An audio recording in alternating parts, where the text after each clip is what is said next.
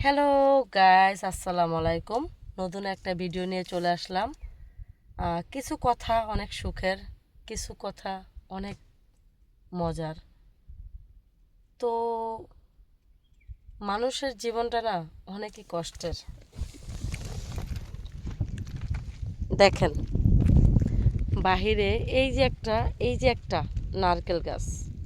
এই নারকেল গাছটার মধ্যে কিছু কিছু একটা সেওয়া আছে, যেটা দিয়ে আমি আমি আমি আমার জানটা বাঁচায় রাখছি। চতুর্দিকে দেখেন রৌদ্র, সাগরের চতুর্দিকে রৌদ্র। তা আমার স্কুলটা ওই পাশে, আমার স্কুলটা ওই পাশে। আচ্ছা, যাই হোক। তো স্কুলে যখন আসি, বাসার থেকে ভোর 4:30 বাজে আসি, রওনা দিই। 2 ঘন্টা লাগে গাড়ি চালায় আসতে। তো আইসে এখানে আমি বসে থাকি। তো এই গাছটার ছায়াটা, এই ডাব গাছটার ছায়াটা আমাকে বাঁচায় রাখছে।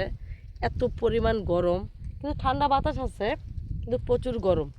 তো মানুষ মনে করে প্রবাসীদের জীবন না অনেক সুখের, টাকা চায়, টাকা পায়, এইটা সেইটা। কিন্তু কিছু কিছু সময় না ছোট ছোট যে জিনিসগুলো, এগুলো দেখলে না মন খুশি হয়ে যায়, তাই না? সাথে একটা বিশাল বড় একটা সাগর আছে। সাগরের সাগরের কি কথা বলবো, সাগরের প্রকৃতিটা না অনেক সুন্দর।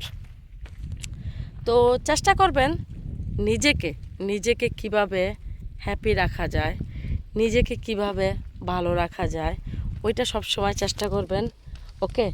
আর প্রবাসী বলে কথা, প্রবাসীদের জীবন না একদিকে অনেক ভালো, বাংলাদেশ থেকে প্রবাসীদের জীবনটা অনেক ভালো।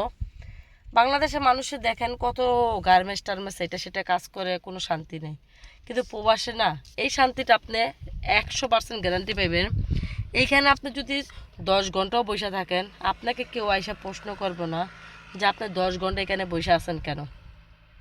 বাংলাদেশ আপনি 2 ঘন্টা বসে থাকেন, আপনাকে পোস্টের উপরে প্রশ্ন করবে।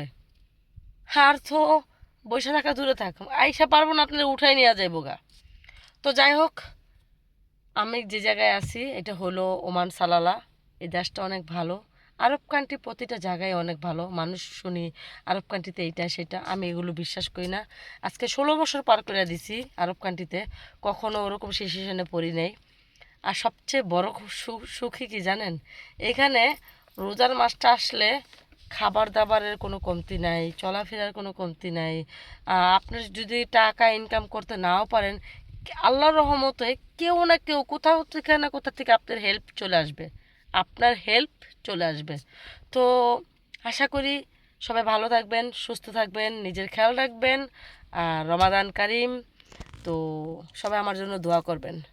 নিত্য নতুন কোনো ভালো কিছু পাইতে চাইলে আমাকে প্লিজ কমেন্ট করবেন। আপনারা পাশে থাকা মানেই আমার উৎসাহ তুলে ধরা।